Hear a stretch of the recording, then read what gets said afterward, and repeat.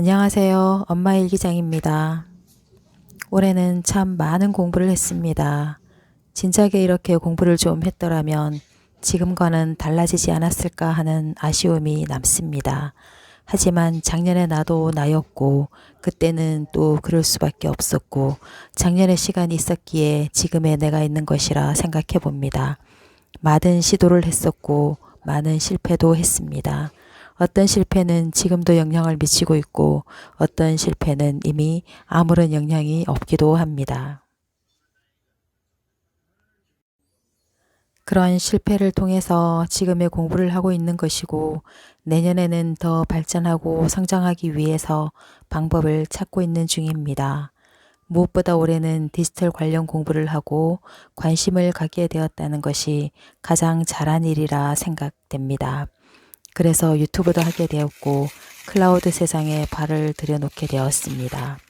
예전에는 뜬구름 잡는다고 하면 영양가 없는 짓이라는 뜻이었지만 지금은 정말로 뜬구름을 잡아야 하는 시대라고 생각을 합니다. 땅에 있던 것들이 코로나 때문에 클라우드로 옮겨가게 되었으니까요. 실패하지 않았다면 아직도 땅에만 발을 딛고 있을지도 모릅니다. 그래서 실패가 완전히 나쁜 건 아니라는 걸 실감합니다. 책을 읽고 공부를 하다 보면 나이를 실감할 때가 있어 좌절감을 느낄 때도 있었고 이런 변화의 시기에 태어난 젊은이들은 참 좋겠다는 생각을 하기도 합니다. 나는 오프라인에서 젊은 시절을 다 보내고 지금은 나이가 들어서 이 el에게 딸리는데 세상은 자꾸만 빠르게 변해가고 있으니 억울하다는 생각이 들 때도 있습니다. 제가 젊었을 때 우리의 부모님들도 이렇게 생각했을까요? 참 죄송한 생각이 듭니다. 늙어봤냐? 나는 젊어봤다. 이 말이 참 맞습니다. 때가 되어야 알 수 있는 것이죠.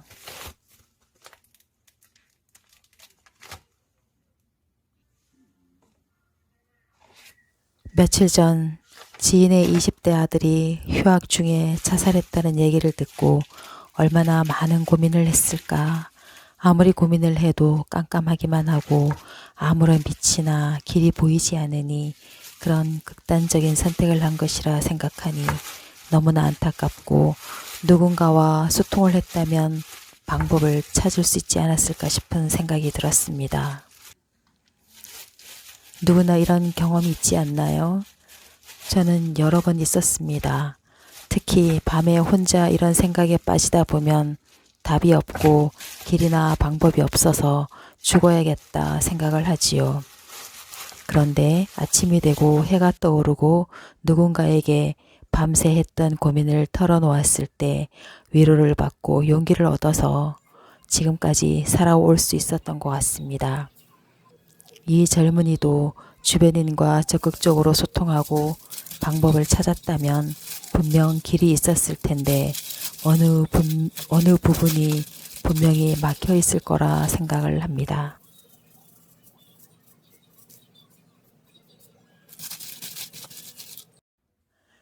그래서 젊은이들과 어른들이 소통할 수 있는 방법은 없을까 고민을 많이 하게 됩니다. 꼰대가 아니라 선배가 될 수 있는 방법은 없을까요? 저는 이런 플랫폼을 만들면 좋겠다는 생각을 해봅니다. 또래와 소통하는 것도 좋지만 그런 젊은 시절을 지나온 어른들로서는 멀리서 바라볼 수 있기 때문에 더 넓게 볼 수 있는 것이지요. 대부분 본인의 문제는 잘 해결 못하지만 남의 문제는 해결책을 잘 찾을 수 있는 것도 바로 그런 이유 때문이기도 하고요.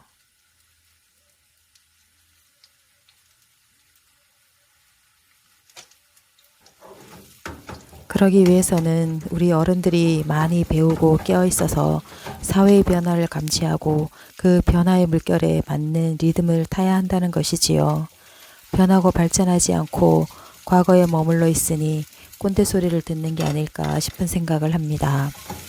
내가 알고 있는 것이 정답이고 전부라고 생각하지 말고 한 부분일 뿐이라고 생각하고 나 이외의 많은 다른 생각들을 인정하고 좋은 것을 받아들이려는 열린 자세를 가져야 할 것 같습니다. 그렇다면 젊은이들도 우리를 인정하고 존중하지 않을까요? 사실 나이 든 사람들은 그동안 살아온 경험을 통해서 얻은 지혜나 노하우들이 분명히 있습니다.